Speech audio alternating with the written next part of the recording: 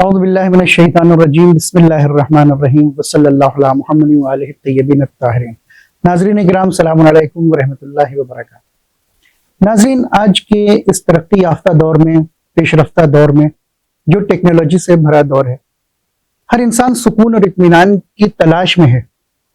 اور ہم یہ دیکھتے ہیں کہ جتنے بھی کلچرز ہیں پوری دنیا میں، چاہے ویسٹرن کلچر ہو، چاہے ہمارے طرف کا ایشیا کا جو کلچر ہے وہ ہو، جہاں بھی جو فیملی ہوتی ہے اس کا بھی ایک الگ کلچر ہوتا ہے۔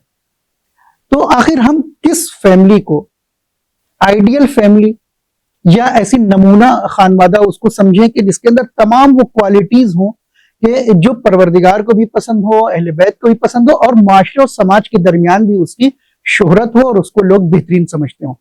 ہم کون سی ایسی فیملی کے طرف جائیں اور کس فیملی کو دیکھیں، سمجھیں اور اس کو اپنا آئیڈیل مناتے ہوئے اپنی زندگی میں اس کو اتاریں۔ آج ہر کوئی یہ چاہتا ہے کہ ہم ویسٹرن کو فالو کریں اور وہاں کے کلچر کو دیکھیں۔ جب ہم وہاں جاتے ہیں تو دیکھتے ہیں کہ وہاں خود ایک جو ہے وہ پورے خانوادے میں جو ایک فیملی ہے اس کے سکون نہیں ہے، اطمینان نہیں ہے۔ کبھی شوہر زوجہ میں اختلاف ہے، تو کبھی ماں باپ میں اختلاف ہے، تو کبھی بھائی بہن کے درمیان اختلاف ہے۔ سب ایک ساتھ نہیں رہنا چاہتے۔ بعض خانوادے ایسے ہیں یا بعض فیملیز ایسی ہیں کہ جہاں پہ ٹھیک ہے، معاشرتی اعتبار سے اگر دیکھا جائے تو سب مل جل کر رہ رہے ہیں، لیکن پھر بھی کچھ کمیاں ہیں وہاں، ایسی کمیاں ہیں کہ جس کو ختم نہیں کیا جا سکتا، ہٹایا نہیں جا سکتا۔ تو اگر ایسا ہو سکتا ہے تو پھر ہم ان فیملیز کو اپنے لیے نمونہ آئیڈیل نہیں بنا سکتے۔ تو جب ہم اسلام کی طرف آتے ہیں اور یہاں پر بھی آ کر دیکھتے ہیں تو ہمیں بہت سارے گھرانے ملتے ہیں، لیکن کیا تمام اسلامی گھرانے ایسے ہیں کہ جس کے اندر وہ تمام کوالٹیز ہیں کہ جن کو ہم فالو کر سکتے ہیں اور فالو کرنے کے بعد اس کو یہ سمجھیں کہ ہاں اب یہ جو ہے یہ کمپلیٹ گھرانہ ہے؟ لیکن اس کے باوجود بھی جب آپ گہرائی سے آپ اس کا انالائز کریں گے تو آپ کو یہ سمجھ میں آئے گا کہ نہیں، یہ بھی ایسا گھرانہ نہیں ہے جس کو ہم آئیڈیل گھرانہ مانیں۔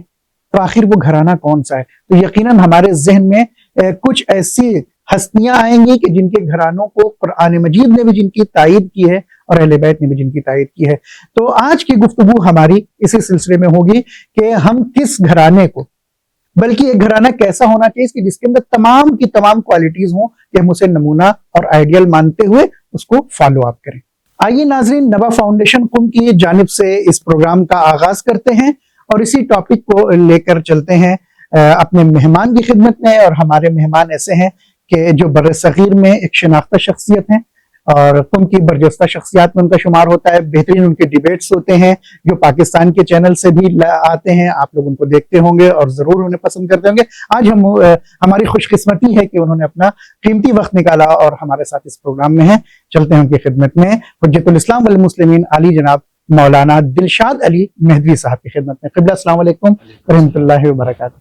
قبلہ بہت بہت شکریہ پورے چینل کی طرف سے، ٹیم کی طرف سے کہ آپ نے اپنا وقت نکالا اور اس اہم ٹاپک پہ بات کرنے کے لیے آپ یہاں تشریف لے کر آئے۔ اعوذ باللہ من الشیطان الرجیم، بسم اللہ الرحمن الرحیم، الحمد للہ وکفی وسلام علی عبادہ الذین اصطفی الذین اذہب اللہ عنہم الرجس وطہرہم تطہیرا۔ اللہم صلی علی محمد وعلی محمد۔ سب سے پہلے آپ کا، نبا فاؤنڈیشن کی ٹیم کا، دوستوں کا، آپ کا شکر گزار ہوں کہ آپ نے اتنی محبت اور چاہ سے بلایا۔ برے صغیری مٹی میں ویسے محبت بھری ہوئی ہے، اور کیوں کر محبت نہ ہو کہ ایک تو برے صغیری ہونا، پھر امام جعفر صادق علیہ السلام کا یہ فرمان کہ شیعتنا خلقوا من فاضل طینتنا وأجنوا بماء ولایتنا، کہ ہمارے شیعت میں ہماری بچی ہوئی مٹی سے بنایا گیا ہے اور محبت اور ولایت کے پانی سے تمہاری مٹی کو گوندا گیا ہے۔ سبحان ایسے اللہ۔ ہو سکتا ہے کہ جعفری ایک ولائی دعوت دے تو دوسرا ولائی اس دعوت کو قبول، سبحان اللہ، بے شک۔ اور الحمدللہ شکر گزار ہیں، سپاس گزار ہیں خالق کائنات کے، اور توفیق نگاہ لطف چاردہ معصومین علیہ السلام کہ اب یہاں پر بیٹھے اور اہل البیت علیہ السلام کے حوالے سے جو ان کا ایک آئیڈیل مکتب ہے، وہ ہر لیئر پہ آئیڈیل فرد چاہتے ہیں، آئیڈیل گھرانہ چاہتے ہیں، آئیڈیل معاشرہ چاہتے ہیں، تو آج آپ جس موضوع کو لے کر چلنا چاہ رہے ہیں وہ بہت ہی عمدہ اور پیارا موضوع ہے، اور وہ ہے آئیڈیل گھرانہ۔ آئیڈیل گھرانا، جی ہاں۔ یعنی قبلہ میرا سوال جو یعنی میں پہلے پھر سے بتا دوں آپ کی خدمت میں، ناظرین جیسا کہ آپ متوجہ ہیں کہ جس ٹاپک کو ہم لے کر اس پروگرام کو ہم نے شروع کیا ہے اس کا مین سوال ہی یہیں سے شروع ہوتا ہے، اور ہم اس کرائٹیریا کے بارے میں سب سے پہلے قبلہ سے جاننا چاہیں گے کہ ایک ایسا آئیڈیل گھرانہ کہ جس کو دیکھنے کے بعد اب ہم یہ کہتے ہیں کہ ہاں یہ کمپلیٹ گھرانہ ہے، ہم اس کو اگر فالو کریں گے تو ہماری زندگی اور آخرت دونوں کامیاب ہو جائے گی، اس کی کیا کیا خصوصیات ہونی چاہیے، کیا کرائٹیریا ہونا چاہیے اس کا؟ ماشاءاللہ، بہترین، عمدہ۔ آپ دیکھیں کہ جب ہم آئیڈیل گھرانے کی بات کرتے ہیں اور ایسے گھرانے کی بات کرتے ہیں جو گھرانہ قابل اسوہ ہو، قابل پیروی ہو، تو یہاں پر یہ بھی ضرور سوچنا چاہیے کہ ترقی یافتہ دور میں جہاں پر اتنے پکے اور مضبوط گھر بنے ہوئے ہیں، ان پکے اور مضبوط گھروں کو بھی ضرورت پڑتی ہے کسی ایسے گھر کی طرف جائے جو ان پکے اور مضبوط گھروں کے لیے بھی آئیڈیل ہو۔ جی بے شک۔ اور جب ہم ترقی کی بات کرتے ہیں، جب ہم ڈیولپمنٹ کی بات کرتے ہیں، تو بہت سارے لوگ یہ سمجھتے ہیں کہ ڈیولپمنٹ، ترقی مضبوط گھروں میں پائی جاتی ہے یا مضبوط راستوں میں پائی جاتی ہے۔ امام خمینی علیہ الرحمہ سے جب انقلاب اسلامی آیا تو کسی نے کہا کہ حضور ہم تو زمانے سے 200-300 سال پیچھے چل رہے ہیں۔ امام خمینی نے کہا یہی تو افسوس ہے ہمیں۔ کہا کیا مطلب؟ کہا میں چاہتا ہوں 1400 سال پیچھے چلے جائیں۔ کیا بات ہے! تو جہاں لوگ ڈیولپمنٹ اور ترقی مضبوط گھروں کو سمجھتے ہیں، وہاں پر جو الہی فکر کے حامل افراد ہیں، جو علوی مکتب سے وابستہ افراد ہیں، وہ ترقی کا راز اور رمز مضبوط اور پکے گھروں کو نہیں سمجھتے، بلکہ ان گھروں کو سمجھتے ہیں کہ جہاں پر فرشتوں کا نزول ہے۔ وہ گھر حضرت فاطمہ الزہرا کا گھر ہے۔ ظاہری اعتبار سے دیکھا جائے تو کچا گھر ہے، ظاہری اعتبار سے دیکھا جائے تو کھجور کی چھڑیوں سے بنا ہوا گھر ہے، مگر اتنا عمدہ گھر ہے کہ جبرائیل بغیر اجازت کے اس گھر میں نہیں آتا۔ اتنا عمدہ گھر ہے کہ جب سیدہ تھک ہار کے اور چکی چلا کے سو جاتی ہے، یا انہیں اونگ آ جاتی ہے، یا انہیں نیند آ جاتی ہے، تو جبرائیل آ کر ان کے بچوں کے جھولوں کو جھلاتے ہیں۔ سبحان اللہ! فقط ان کے جھولے کو جھلاتے ہیں بلکہ ان کی چکی کو بھی چلاتے ہیں۔ تو جب سلمان محمدی یہ منظر دیکھتے ہیں تو واپس آتے ہیں اور گریہ بھی کرتے ہیں کہ یا رسول اللہ، عالمین کے سردار کی بیٹی ہے، چکی چلا رہی ہیں، ہاتھ زخمی ہو چکے ہیں۔ تو وہاں پر رسول خدا بھی گریہ کرتے ہیں، مگر ساتھ میں یہ کہتے ہیں کہ مرحبا میرے اہل بیت کے لیے، کہ تمام فرشتے ان کی خدامی کر رہے ہیں، تمام فرشتے ان کی خدمت میں۔ یہ جو مقام اور یہ جو عظمت کسی گھر کو ملتی ہے، اس کے کیا کلیدی اور کیا بنیادی نقطے ہیں جس کی وجہ سے گھر اتنا بلند ہو جائے کہ جس کے لیے پروردگار عالم خود سورہ نور میں یہ ارشاد فرمائے فی بیوت اذن اللہ ان ترفع ویذکر فیہا اسمہ یسبح لہ فیہا بالغدو والآصال، کہ یہ ایسے گھر ہیں جس میں اللہ کا ذکر صبح و شام، اور اسی اللہ کے ذکر کی وجہ سے پروردگار عالم نے ایسے گھر کو نمایاں رکھا ہوا ہے، پروردگار عالم نے ایسے گھر کو بلند رکھا ہوا ہے۔ یعنی آپ کا کہنے کا مقصد یہ ہے کہ اگر ایک گھر کے اندر آپ فرشتوں کا نزول چاہتے ہیں تو اس گھر میں خدا کا ذکر ہونا چاہیے۔ میں اسی کی طرف آ رہا ہوں۔ تو وہ جو 5 بنیادی چیزیں ہیں یا 4 بنیادی چیزیں ہیں جس کی وجہ سے یہ گھر اتنا بلند ہو جائے کہ فرشتوں کی نظر میں آ جائے، یا دوسری روایت کے یہ جملے ہیں کہ سیدہ کا گھر اہل آسمان والوں کے لیے ایسے چمکتا ہے جیسے زمین والوں کے لیے ستارے۔ یہ کب قابل توجہ ہو جاتا ہے گھر عرشیوں کی نظر میں، کب زمین والا گھر عرشیوں کے نزدیک قابل توجہ ہو جاتا ہے؟ تو کہتے ہیں سب سے بنیادی صفت اس گھر کی یہ ہے کہ وہ خدا ماہوری پر ہوگا۔ ہم آگے اس پر سوالات کریں گے تو ہم اس کو بڑھائیں گے۔ دوسرا یہ کہ وہ گھر عرش والوں کی نظر میں آتا ہے، خدا کی نظر میں آتا ہے، خدا کی رؤوفت اور خدا کی جوار میں آتا ہے جس گھر میں افراد ایک دوسرے کے حقوق کی رعایت کرتے ہیں، جس گھر میں ایک دوسرے کے حقوق کی رعایت کی جائے. کرتے ہیں. تیسرا مرحلہ یہ ہے کہ تیسری صفت الہی اور معنوی گھر کی، یا وہ گھر جو دوسروں کے لیے قابل پیروی ہو سکتا ہے، جس گھر پر سادگی کا پہلو غالب ہو، یعنی سادہ زیستی ہو، سادہ زندگی. یہ سادہ زندگی، یہ ہم آگے بیان کریں گے کہ سادہ زندگی سے مراد ہے. تو وہ جو سادہ زندگی والا گھر ہے وہ عرشیوں کے نزدیک غبطے کا سبب بن جاتا ہے، رشک کا سبب بن جاتا ہے، اور عرشی تمنا کرتے ہیں کہ کاش ہم بھی ایسی زندگی گزارے. کیا بات ہے. چوتھا مرحلہ اس گھر میں اخلاقی اقدار کی پاسداری کی جاتی ہو، اخلاقی اقدار اس گھر میں پائے جاتے ہو. اور پانچویں صفت، یہ بنیادی اور مبنائے ہیں اس گھر کی. پانچویں صفت یہ ہے کہ اس گھر میں جو ہے محبت اور شفقت کی چھت ہوتی ہے. وہ ظاہری چھت کے زیر سایہ نہیں رہتے، وہ محبت کے ساتھ زندگی، محبت کی چھت کے سائے تلے رہتے ہیں. اگر یہ 5 صفتیں کسی گھر میں آ جائیں تو وہ گھر فرشتوں کے نزدیک قابل دید ہو جاتا ہے، خدا کا پسندیدہ گھر ہو جاتا ہے، اور یوں وہ گھر ترقی یافتہ گھر ہوتا ہے. قبلہ یہ بہت اچھا آپ نے یہ کرائیٹیریا پورا بتا دیا کہ اگر یہ تمام 5 چیزیں اگر کسی ایک گھر میں ہوں گی تو وہ نمونہ اور آئیڈیل ہو جائے گا. تو ان میں جو سب سے پہلا نقطہ آپ نے بیان کیا کہ ایک گھر ایسا ہونا چاہیے کہ جس کے اندر خدا کا ذکر ہو، خدا کی اطاعت ہو. تو ذکر کا سے مراد مثلا اگر ناظرین سے اگر ہم یہ کہیں کہ آپ کے گھر میں خدا کا ذکر ہونا چاہیے تو خدا کا ذکر ہوتا ہے، تو کیا اس کا مطلب یہ کہ ہم لوگ تسبیح پکڑ کر بیٹھ جائیں صبح سے شام تک اللہ اکبر سبحان اللہ کہتے رہیں، یہ مراد ہے یا کچھ اور مراد ہے آپ کی خدا محور ہونے کا؟ آپ نے سوال کیا ہے، اور یہاں پر ہم ناظرین کو بتائیں گے بھی صحیح. بہت دفعہ ناظرین یہ سمجھتے ہیں کہ عبادت کا، خدا کی اطاعت کا تصور جب آتا ہے، جب ہم انہیں کہتے ہیں کہ بھائی آپ خدا کی عبادت کرو، تو ان کے تصور میں یہ آتا ہے کہ مرد ہے تو سر پہ ٹوپی ہو، مسلح ہر وقت مسلح پہ بیٹھے رہیں. نہیں، عبادت کا تصور یہ ہے کہ زندگی کے جتنے بھی پہلو ہیں ان تمام پہلوؤں میں خدا نظر آنا چاہیے. جیسے کہ امام جعفر صادق علیہ السلام سے پوچھا جاتا ہے، بولا بتائیے تقویٰ کی تعریف کیا ہے؟ بولا فرماتے ہیں جہاں تمہیں خدا دیکھنا چاہتا ہے وہاں نظر آؤ، اور جہاں تمہیں نہیں دیکھنا چاہتا وہاں سے غائب رہو. یہ تقویٰ کی تعریف ہے، یعنی یہ عبادت ہے. تو یہاں پر اسی جب پہلو کو ہم دیکھتے ہیں تو پھر ہمیں نظر آتا ہے کہ گھر میں ایک خاتون کے لیے گھر داری، خانہ داری، گھر کا کام کرنا کتنی بڑی عبادت ہو جاتی ہے کہ چند خواتین رسول خدا صلی اللہ علیہ وسلم کی بارگاہ میں آئی اور کہا کہ کیا ہمارا حق نہیں ہے کہ ہم بھی جہاد میں جائیں؟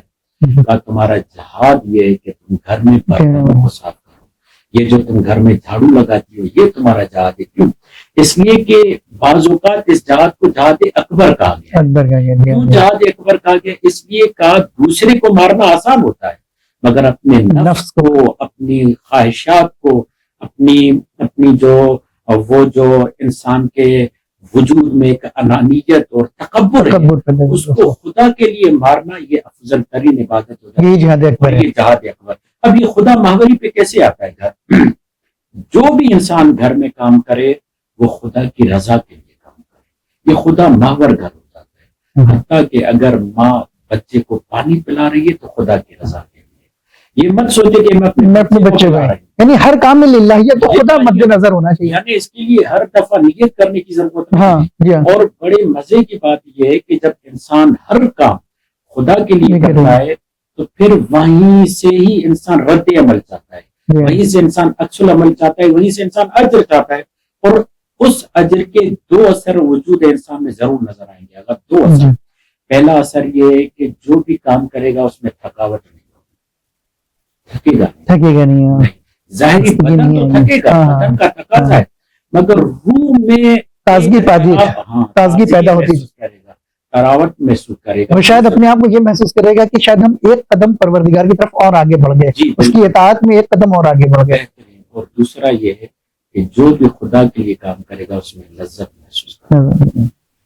کوئی بھی کام، آپ جدید سائیکولوجسٹ والوں کے پاس جائیں جو جدید نفسیات دان ہیں، وہ بھی کہتے ہیں اگر آپ کام لذت سے نہیں کرتے تو وہ کام تھکا دے گا، تھکا دیتا ہے. مگر یہ لذت آئے کہاں سے؟ جی ہاں. کیونکہ لذت جو ہے نا واقعی چیز ہے، اکتسابی چیز نہیں. ہاں. قرآن مجید نے خود اس بات کی طرف اشارہ کیا ہے، اللہ بذکر اللہ تطمئن القلوب، اللہ کے ذکر میں دلوں کو سکون ملتا ہے، اور یہ پروردگار عالم نازل کرتا ہے، قصب نہیں ہوتا. ہماری طرف سے خدا کے احکام پر عمل کرنا ہے.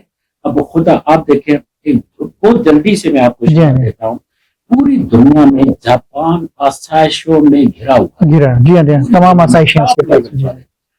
ٹوکیو اس وقت کوئی بھی وہاں پر کوئی کمی نہیں ہے، مگر آپ جب ریسرچ کریں گے اور جب جائیں گے گلوبل ولیج پر نظر کریں گے تو سب سے زیادہ خودکشیاں جاپان میں ہوتی ہیں، ٹوکیو میں ہوتی ہیں. کیوں؟ 2024 کی رپورٹ ہے، اس لیے کہ وہاں پر حالانکہ سب سہولتیں موجود ہیں مگر سکون نہیں ہے. سکون کہاں ملے گا؟ سکون ملے گا خدا بند متعال کے ذکر میں. توبہ کا بھی مطلب کیا ہوتا ہے؟ یہ روحیں تھکتی کیوں ہیں؟ کیونکہ اسے پتا ہوتا ہے کہ مجھے اس کی بارگاہ میں جانا ہے جہاں سے مجھے سکون ملے گا. اور جتنے بھی ذریعے ہیں، اسی لیے ہمارے سامنے یہ قرآن مجید کی آیت آتی ہے، والذین جاہدوا فینا لنہدینہم سبلنا. یعنی تم کبھی کبھی، اسی لیے جدید نفسیات والے بھی یہ کہتے ہیں، اگر مجتبیٰ موسوی لاری نے انسان کے قبال میں اخلاق کی کتاب، اس میں بھی یہ کہتے ہیں کہ اگر پورا دن تم کوئی نیکی نہیں کر پائے تو کم از کم یہ کرو کہ اپنے جو دالان ہے، جو صحن ہے، اس میں جو ایک درخت ہے یا ایک پودا ہے اس کو پانی دے تاکہ تمہاری انسانیت کو تسکین ملے، تاکہ اس راہ سے تم خدا تک پہنچ سکو. تو آخری جملہ یہ کہوں گا، خدا مہوری کا مطلب یہ ہے، اور قرآن مجید کا حکم بھی ہے کہ یا ایھا الذین آمنوا قوا انفسکم واہلیکم نارا. اے ایمان والو، خود کو اور اپنے گھر والوں کو جہنم سے بچاؤ. یعنی کیا؟ اپنی پوری زندگی کو خدا مہوری پہ لے کر آؤ. اگر کوئی شوہر زوجہ کے لیے تحفہ لیتا ہے تو یہ سوچے کہ یہ مومنہ ہے، یہ سیدہ کی ماننے والی ہے، یہ مولا علی کی چاہنے والی ہے، میں اس کا دل خوش کروں گا تو خدا میرا خوش ہو جائے گا.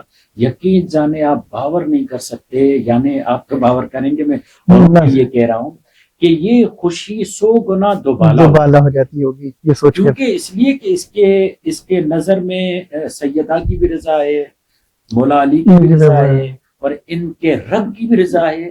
تو گویا کہ جسے ہم کہتے ہیں نا، یہ پرواز کرتا رہے گا. یہ فقط زوجہ کو خوش نہیں کر رہا، خدا کو بھی خوش کر رہا ہے. بچوں کے لیے بہت دفعہ ہم سے یہ سوال کیا جاتا ہے، کہتے ہیں ہم بچوں کو پال پال کے تھک گئے، کیا کریں؟ میں نے کہا آپ نے اپنے بچہ سمجھا ہوا ہے تبھی تھک گئے. کہا پھر کیا کریں؟ میں نے کہا آپ اپنی امانت سمجھیں. کہا اس کو اور ڈیفائن کرو، کھولو اس کو، سمجھاؤ. ہم نے کہا کہ جب آپ بینک پہ جاتے ہو وہاں آپ کو کیشیئر نظر آتا ہے، جب آپ اسے پیسے دیتے ہو لاکھوں کروڑوں میں، کیا وہ خوش ہوتا ہے؟ بلکہ وہ کہتا ہے ذمہ داری بڑھ گئی میری. اور جب آپ اس سے پیسے لینے جاتے ہو تو شاید اس کی خوشی بڑھ جائے کیونکہ اس کی ذمہ داری کم ہو رہی ہے، کم ہو رہی ہے. تو ہمیں بھی پروردگار، کیونکہ کیشیئر امین ہے، جب چیز لیتا ہے تو امین بن کر لیتا ہے، دیتا ہے تو امین بن کر دیتا ہے.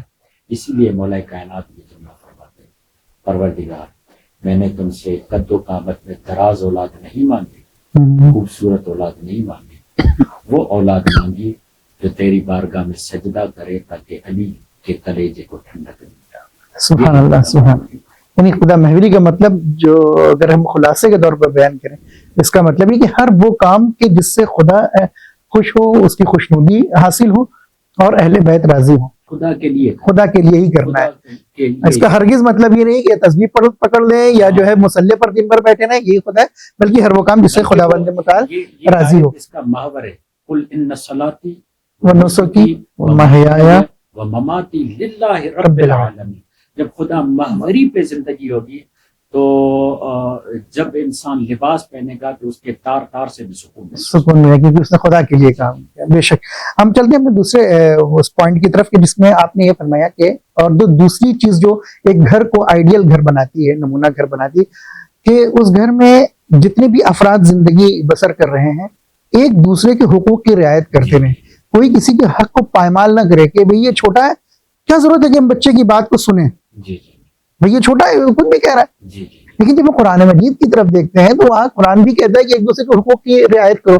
مثلا اب میں آپ کی خدمت میں عرض کروں, میں یہیں سے آپ کی طرف آتا ہوں کہ اگر یہی بات ہو کہ بڑوں کے حقوق کی رعایت کرنی, چھوٹوں کے حقوق کی رعایت نہیں کرنی, ان کی بات کو نہیں سننا ہے, تو جب ہم دیکھتے ہیں کہ جناب یوسف اپنا خواب بیان کرتے ہیں اپنے بابا کو, تو جناب ابراہیم بھی نہیں کہتے کہ بچہ کیا ضرورت اس کی بات سنا جائے, وہ فوراً اس کی بات کو سنتے ہیں. تو یہ تربیتی پہلو بھی ہم کو ملتا ہے کہ وہ یہ بتانا چاہ رہے ہیں کہ اگر بچہ بھی ہے تو اس کا حق یہ ہے کہ اس کی بات کو سنا جائے اور پھر اس کے بعد فیصلہ کیا جائے.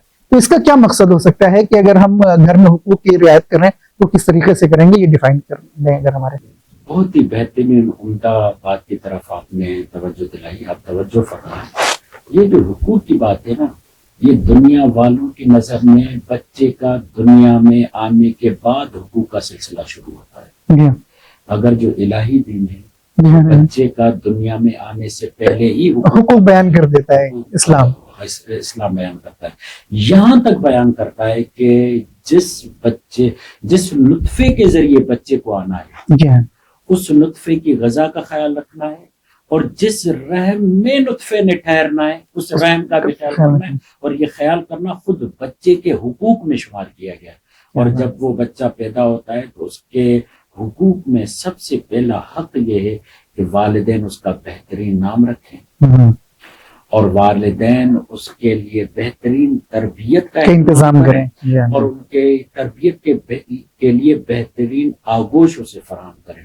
اسی لیے علامہ اقبال یہ جملہ کہتے ہوئے نظر آتے ہیں کہ تمام ماؤں کے لیے جو اسوہ اور جو پیروی کرنے والی ذات ہیں وہ حضرت فاطمہ الزہرا سلام اللہ علیہ. آج ابھی تھوڑی دیر پہلے جب ہم اس بات پہ آ رہے تھے کہ خانے دار ہونا یعنی گھرداری کرنا, یہ بہت بڑی ذمہ داری ہے. اگر آج خاتون سے کسی سے پوچھا جائے کہ آپ کیا کرتی ہیں, اور اگر وہ خانے دار ہو تو ہاؤس وائف ہے, ہاؤس وائف یعنی بالکل خجالت کے ساتھ شرم کے ساتھ جواب دیتی ہے. مگر یہی سوال اگر ہم سیدہ فاطمہ الزہرا سے کریں تو وہ فخر سے کہتی ہیں کہ میں خانے دار ہوں. گھر کو کنٹرول کرنا, گھر کی ذمہ داری, ہاں, گھر میں بچوں کی تربیت اور انہیں آغوش فراہم کرنا اور انہیں ماحول فراہم کرنا, یہ خانہ داری اور یہ گھرداری ایک بہت بڑی ذمہ داری ہے. ایک نمبر 2 بہت بڑی ذمہ داری ہے ایک خاتون کے لیے ماں بننا.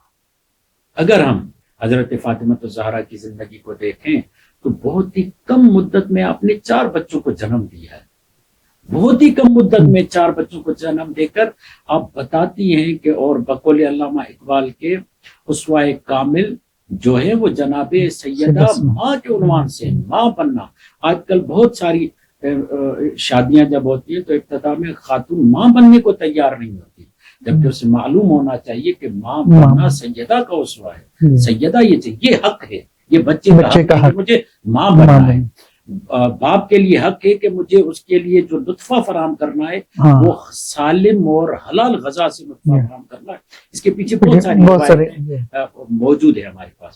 مگر ساتھ میں جب یہ بچہ آتا ہے, یاد رکھیے اس گھر میں بچے کو تربیت کرنے کی ضرورت ہی نہیں ہے جس گھر میں زوجہ اور شوہر ایک دوسرے کے حق کی رعایت کر رہے ہیں. یعنی بتانے کی ضرورت نہیں کہ بیٹا تمہیں یہ کام کرنا ہے, اگر عملاً ہم اس کو انجام دے رہے ہیں. بقول حضرت آغا بہجت رضوان اللہ تعالی علیہ وہ فرماتے ہیں کہ بہت ساری چیزیں ایسی ہیں جو بتانے کی نہیں, فقط کرنے کی. آپ کریں گے خود بخود اس وہ فالو کرے گا, بچہ فالو کرے گا اس کو. اسی لیے رہبر معظم حفظ اللہ یہ جملہ فرماتے ہیں کہ یہ جو بعض اوقات سوال اٹھایا جاتا ہے کہ زیادہ بچے ہوں گے تو تربیت کم ہوگی اور کم بچے ہوں گے تو زیادہ توجہ دے پائیں گے, تو وہ یہ فرماتے ہیں کہ زیادہ یا کم تربیت پہ انحصار نہیں ہوتا, پھر کہتے ہیں ماحول پہ انحصار ہوتا ہے. اگر آپ نے ماحول پاکیزہ فراہم کیا, صداقت والا فراہم کیا, ایک دوسرے کے حقوق کی رعایت کا خیال رکھا, تو یقین جانے وہاں سے جو بھی بچہ نکلے گا وہ سچا ہو, نکلے گا، وہ امانت دار نکلے گا، ہاں وہ جھوٹ سے نفرت کرے گا، وہ امانت داری. یہیں پر ہم ایک مثال دیتے ہیں کہ جب میاں بیوی لڑتے ہیں تو بچوں کے سامنے لڑتے ہیں، اور جب منانے کی باری آتی ہے تو الگ پدرے میں جاتے ہیں ایک دوسرے کو منا لیتے ہیں، یا رات کے ٹائم میں ایک دوسرے کو. بچہ لڑنا سیکھے گا، ہاں کیونکہ اس کے سامنے جو چیز پیش کی جا رہی ہے وہ تو اس کے ذہن میں بیٹھی ہے. کے سامنے ایک دوسرے کو مناؤ بھی تاکہ یہ سیکھے کہ جب غلطی ہو جائے تو دوسرے کو منانا عیب نہیں ہے. جی ہاں. اب یہاں پر ایک سوال، بہت دفعہ لوگ یہ کہتے ہیں کہ بچہ ہمیشہ ماں کا ساتھ دیتا ہے. ایسا نہیں ہوتا، بچہ ہمیشہ مظلوم کا ساتھ دیتا ہے. اگر مظلوم باپ ہے تو باپ کا ساتھ دے گا، اگر مظلوم ماں ہے تو کیوں؟ اس کی فطرت میں یہی ہے، کل مولود یولد علی الفطرہ، یعنی یہ فطرت پر پیدا ہوا ہے، فطرت محمدیہ اور فطرت اسلام ہی یہی ہے کہ وہ مظلوم سے پیار کرے گا، اور جو بھی مظلوم ہو باپ ہو یا ماں ہو. تو کہنے کا مقصد یہ ہے کہ جب ہم گھر میں ایک دوسرے کے حقوق کی رعایت کریں گے، یہاں تک آپ دیکھیں حقوق کی رعایت کہ مردوں کے حقوق کی رعایت کرو، یہ بہترین عمدہ فرمان ہے. اور آج جمعرات بھی ہے تو شاید اس لیے بھی یہ ذکر کر رہے ہیں، مرحومین کو یاد کرنے کی شکل.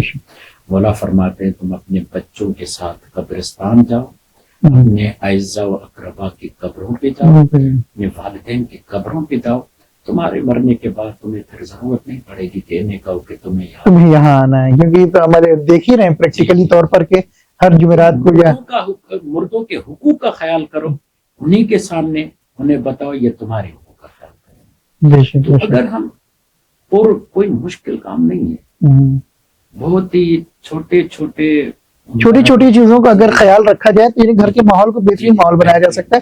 اور یہی ماحول گھر کا پھر بعد میں جامع میں بھی جائے گا، معاشرے میں، سماج میں جائے گا، سماج بھی اسی طریقے سے پرورش پائے گا. بہت اچھا زبردست مثال میں دینا چاہوں گا، پتہ نہیں وقت ہمارا نہیں آپ بے شک. ایک خاتون تھی، وہ پڑھاتی تھی اکیڈمی میں، یونیورسٹی میں یا کسی کالج میں، تو وہ مدیر تھی وہاں کی کالج کی پرنسپل. اس کی جو بچیاں تھی، شاگرد جو تھے، وہ سب اس کے کہنا مانتے تھے، مگر اس کی خود اپنی بچیاں کہنا نہیں مانتی تھی. تو ایک دفعہ ایک روحانی کے پاس آئی، کہا کہ آغا میری بچیاں میرا کہنا نہیں مانتی. تو پوچھا، باتوں میں پوچھا کہ بتائیے آپ کیا کرتے ہیں، آپ کا شوہر کیا کرتا ہے؟ وہ کیا کرے گا، وہ تو ان پڑھ ہے، جاہل ہے، اس قسم کی باتیں کرنا شروع کی. تو کہا آپ آج سے اپنے شوہر کی عزت کریں تاکہ آپ کی بچیوں کے دل میں اپنے باپ کی عزت پیدا ہو، تو وہ جو محبت گلی اور سڑکوں میں ڈھونڈتی ہیں وہ انہیں گھر میں. کیا بات ہے، حقیقت یہی ہے. آج اکثر گھرانوں کی حقیقت یہی ہے، کیونکہ آپس میں یعنی جو شوہر اور زوجہ ہیں وہ ایک دوسرے کی محبت، یعنی ایک دوسرے کے ساتھ حسن اور سلیقے سے پیش نہیں آتے ہیں، اچھے انداز سے پیش نہیں آتے، محبت سے پیش نہیں آتے ہیں. تو یہ بچوں پر اثر پڑتا ہے کہ وہ کسی کی عزت نہیں کرتے ہیں، دونوں کی، نہ ماں کی نہ باپ کی، جس کے ساتھ بھی کی نہیں کرتے، پھر خاندان والوں کی نہیں، پھر خاندان آپس میں نہیں کرتے. ہم نے دیکھا ہے کہ جن والداؤں نے یا والدین نے، زوجہ اور شوہر نے ایک دوسرے کا احترام کیا ہے، ان کے بچوں نے معاشرے میں اور کیونکہ گھر میں جو سیکھتا ہے وہی باہر بھی لے کر جاتا ہے. آج چلتے ہیں اپنے تیسرے اس پوائنٹ کی طرف جس کا آپ نے شروع میں اشارہ کیا کہ ایک آئیڈیل گھرانے کے لیے سب سے بہترین، ایک اور بہترین چیز ہے وہ یہ ہے کہ اس میں سادہ زیستی ہونی چاہیے. تو اس کا مطلب یہ ہے کہ کیا جو بھی رفاہ ہمارے پاس ہے، جو بھی آسائش ہے، اس کو ترک کر دیں، ایسا آپ کا کہنے کا مقصد ہے یا روایت کا کہنے کا مقصد ہے، یا کس طریقے سے سادہ زندگی بسر کرنے کا آخر کیا جو ہے وہ مقصد ہو سکتا ہے، اور کس طریقے سے؟ بہت بہترین سوال ہے، اور یہ ایک طرح سے کنٹروورشل بھی ہے. جی ہاں، ٹھیک ہے، کیونکہ اسلام یہ چاہتے ہیں آپ کم سے کم ضروریات پر اکتفا کریں. اگر آپ اس بات کی طرف آئیں، قرآن مجید سورہ نحل قرآن مجید کا بہت ہی عمدہ سورہ ہے، اور اگر میرا حافظہ میرا ساتھ دے رہا ہے تو غالباً 97 نمبر آیت ہے. اس میں پروردگار عالم نے حیات طیب کی تعریف کی ہے. من عمل صالحا من ذکر او انثى وهو مؤمن فلنحيينه حیاتا طیبہ ولنجزینهم اجرهم باحسن ما كانوا يعملون. تو معصوم سے پوچھا گیا کہ مولا یہ حیات طیب کیا ہے؟ وہاں پر علماء عرفان نے ولایت الہیہ کو بحیات طیب قرار دیا ہے. ٹھیک ہے, جب بھی ولایت الہیہ پہ گفتگو کی تو اس آیت کو سرنامہ کلام بنایا ہے. اچھا خصوصاً اگر اسماعیل ثانی نے جب کتاب لکھی ولایت الہیہ پر تو اس آیت کو لے کر آئے. تو معصوم سے پوچھا گیا مولا یہ حیات طیب کیا ہے؟ تو وہاں پر آپ نے فرمایا حیات طیب یعنی قناعت. قناعت یعنی کم قناعت یعنی کم سے کم چیزوں پر اکتفا کرنا اور ضروریات زندگی پر اکتفا کرنا. پھر یہاں پر شاید اور سہارا مل جائے. مولا کائنات یہ فرماتے ہیں یا ایھا الناس ان اخوف ما اخاف علیکم الثقلان اتباع الہوی وطول الامل فاما اتباع الہوی فیصد عن الحق. کہ مولا یہ فرماتے ہیں میں تمہارے متعلق دو چیزوں سے ڈرتا ہوں, اتباع الہوی وطول الامل ہے یعنی خواہشات کی پیروی کرنا خواہشات کی پیروی کرنا اور خواہشات کو جنم دینا اور لمبی امیدوں کو جنم دینا. جب تم خواہشات کی پیروی کرتے ہو فیصد عن الحق, کیا ہو جاتا ہے حق تمہارے راستہ بند ہو جاتا ہے, بند ہو جاتا ہے, آنکھیں تمہاری اندھی ہو جاتی ہے, کان تمہارے بہرے ہو جاتے ہیں, دل پر سیاہی طاری ہو جاتی ہے کہ تم پھر حق کی طرف نہیں جا پاتے. فاما طول الامل فینسی الاخرہ, اور جب تم طولانی امیدیں کرتے ہو اس کی امیدیں بھی ایک سے ایک ہوتی ہیں پھر عاقبت سے اندھے ہو جاتے ہو, آخرت سے اندھے ہو جاتے ہو, پھر تم آخرت کی تم پرواہ نہیں کرتے. یعنی کہ اب اس بات کی طرف آتے ہیں. معمول رسول خدا یہی ہے کہ جب بھی آپ کسی جنگ پہ جاتے ہیں, باہر جاتے ہیں, مدینے سے باہر سفر اختیار کرتے ہیں تو سیدہ کی طرف آتے ہیں, ان سے ملاقات کرتے ہیں, ان کا دیدار کرتے ہیں, اور جب آتے ہیں تب بھی سب سے پہلے سیدہ کرتے ہیں. یعنی جاتے وقت سب سے آخری زیارت جس ذات کی کرتے ہیں وہ سیدہ ہوتی ہے, آتے ہوئے سب سے پہلے جس ذات کی زیارت کرتے ہیں وہ سیدہ فاطمہ زہرا ہوتی ہے. تو فرماتے ہیں ایک دفعہ جب واپس آئے آپ تو دروازے سے ہی واپس ہو, داخل نہیں ہوئے. تو سیدہ فرماتی ہے کہ ہاں میں سمجھ کے یاد بابا کیوں نہیں ہے. تو حسنین کو بلائے اور کہا کہ یہ جو رنگین پردہ ہمارے دروازے پر لگا ہوا ہے اسے اتارو اور بابا کو ہدیہ کرو اور کہو کہ یہ کسی فقیر کو صدقہ دو. جب یہ بات پہنچتی ہے, یہ حسنین پردہ لے کر جاتے رنگین پردہ, تو وہاں پر رسول خدا یہ فرماتے ہیں فداہا ابو, اس کا باپ اس پر قربان کہ جو بغیر کہے اپنے بابا کی مرضیوں کو سمجھ جاتا. تو پوچھا صحابہ نے یا رسول اللہ کیا؟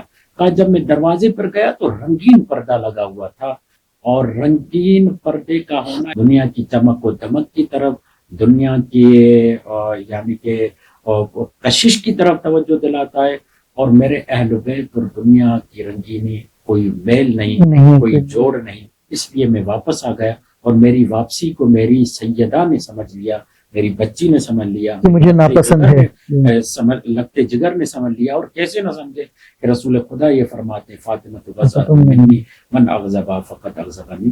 تو یہ اس منزل پر اہل البیت علیہ السلام ہمیں یہ بتانا چاہتے ہیں کہ ہماری زندگی سادہ زیستی پر مبنی ہو.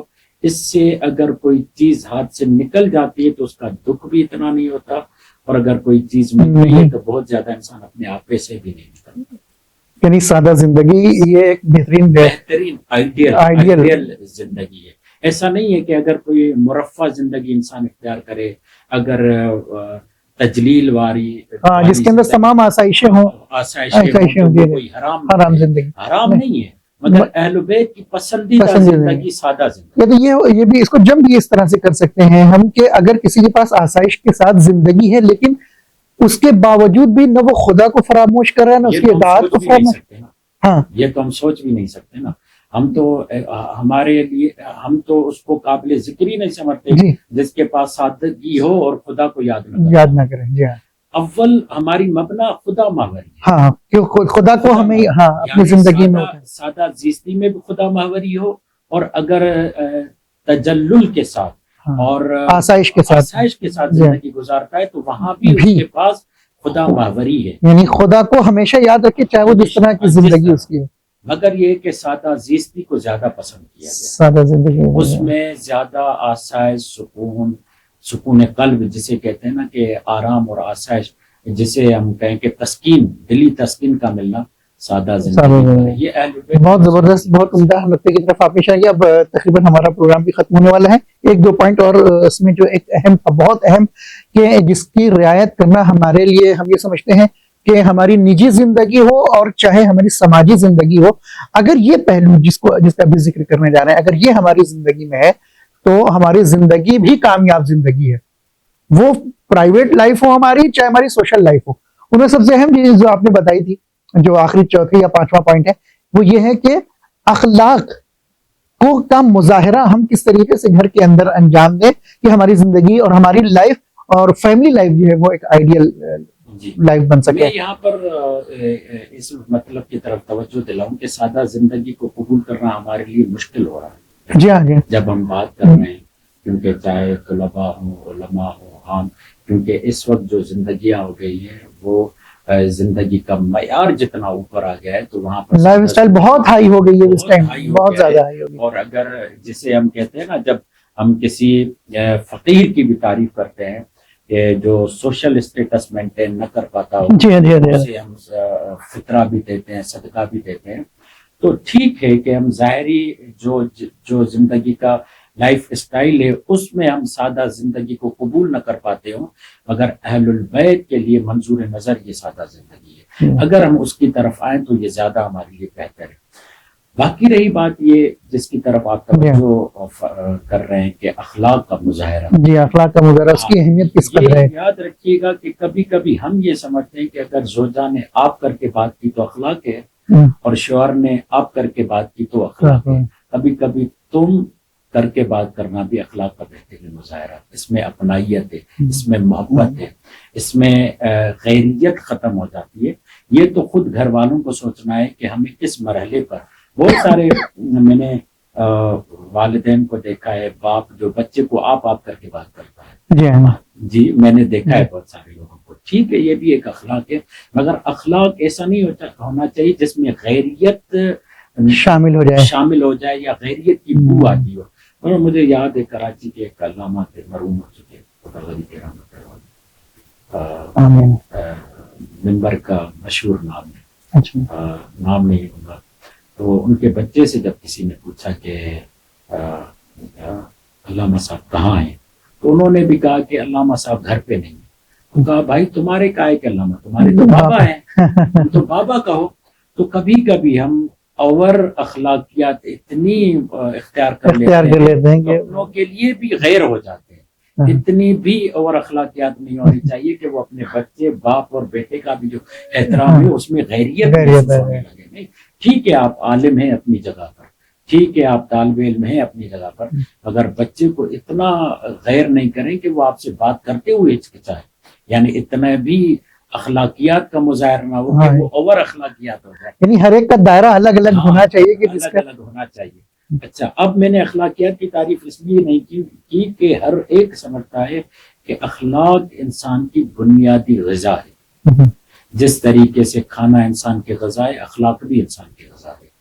معاشرے میں جوان کھانا کم مانگتا ہے، اخلاق اور ادب زیادہ مانگتا ہے، اس سے زیادہ اٹریکٹ ہوتا ہے۔ اگر آپ نے اس کی عزت نفس کا خیال نہیں رکھا، بھلی آپ اس کو کھانا دیں مگر عزت نفس کا خیال نہیں رکھیں تو اس کو کھانا کھانے میں بھی لذت محسوس نہیں ہوگی۔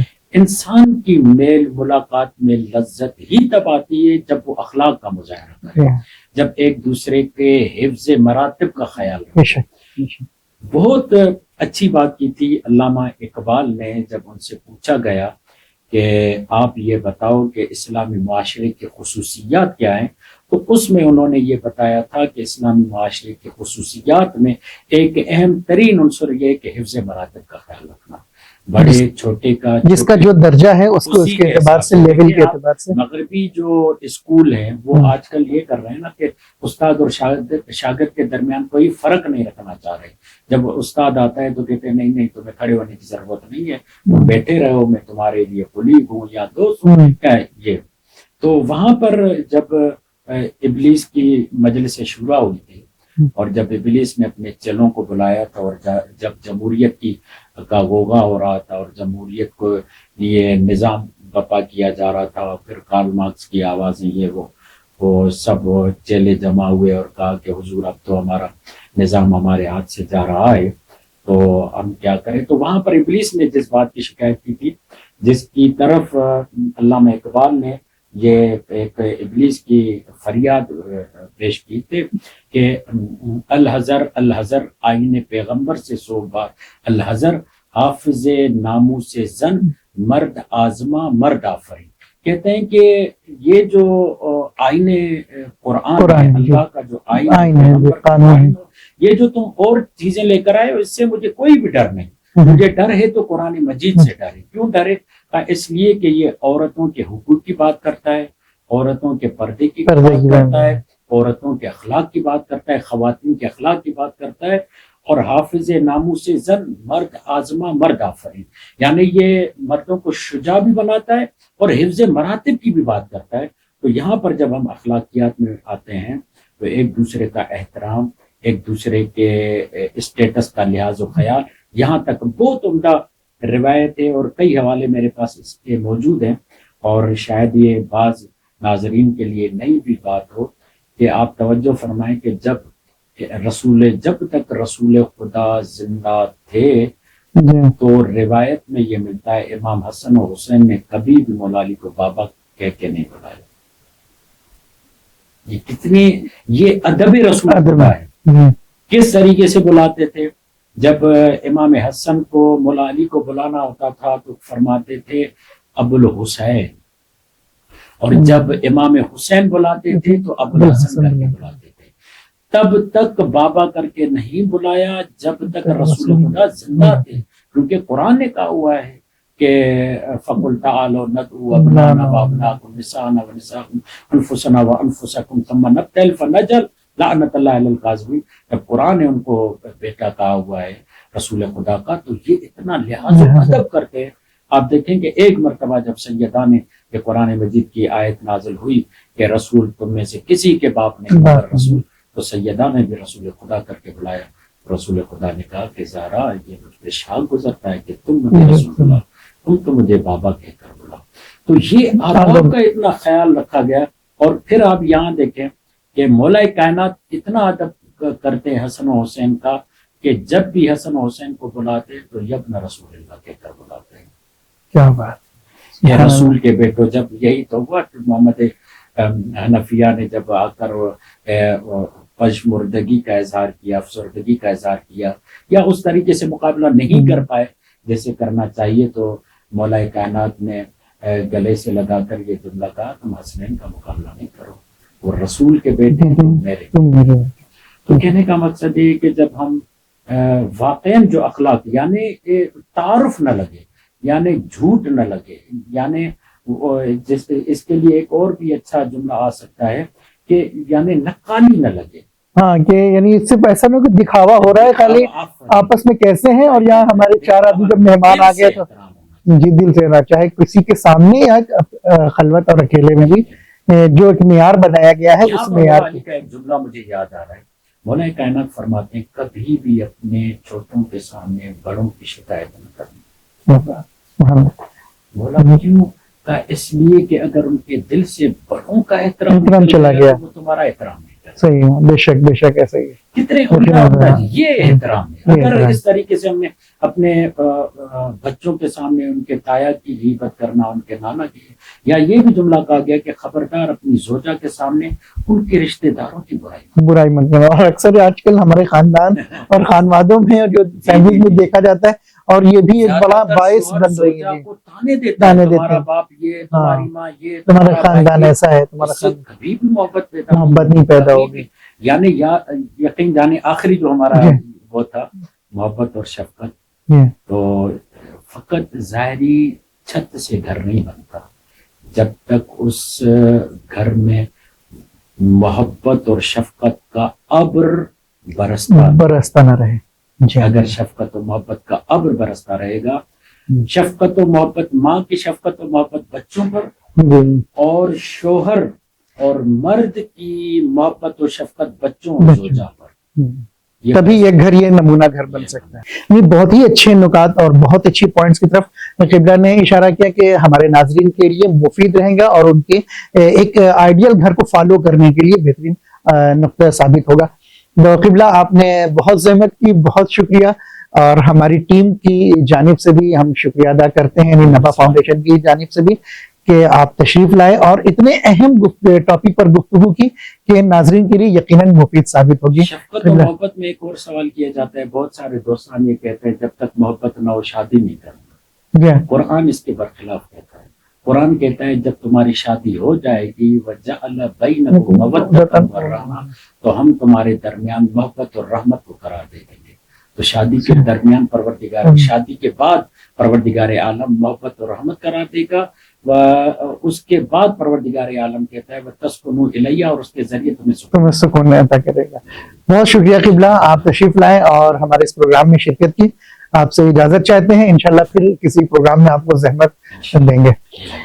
ناظرین، آپ نے جیسا کہ توجہ کیا کہ قبلہ نے ہمیں بتایا کہ حضرت زہرا سلام اللہ علیہ کا ہی گھرانہ ایک ایسا گھرانہ ہے جو ہمارے لیے نمونہ اور آئیڈیل ہو سکتا ہے، جس کو ہم فالو کر کے اپنی زندگی آخرت دونوں کو مکمل کر سکتے ہیں، اس کو سنوار سکتے ہیں، سجا سکتے ہیں۔ کہ ایک ایسا گھرانہ کہ جس کے اندر خدا کو یاد کیا جائے، ایک ایسا گھرانہ کہ جس کے اندر ایک دوسرے کے اخلاق کے ساتھ پیش آیا جائے، ایک ایسا گھرانہ کہ جس کے اندر سادہ زندگی ہو، آسائش کے ساتھ بھی ہم خدا کو یاد کر سکتے ہیں، سادہ زندگی ہو تب بھی خدا کو یاد کر سکتے ہیں۔ اسی طریقے سے اور تمام باتیں کہ جو ہمیں اس بات پر آمادہ کرتی ہیں کہ اگر ہم ان کو فالو کریں گے تو ہم بہترین گھرانے کو حاصل کر سکتے ہیں، دنیا اور آخرت دونوں کو کامیاب کر سکتے ہیں۔ انشاءاللہ یہ پروگرام مفید رہا ہوگا۔ اگلے پروگرام تک کے لیے آپ سے اجازت چاہتے ہیں، تب تک کے لیے خدا حافظ، فی امان اللہ۔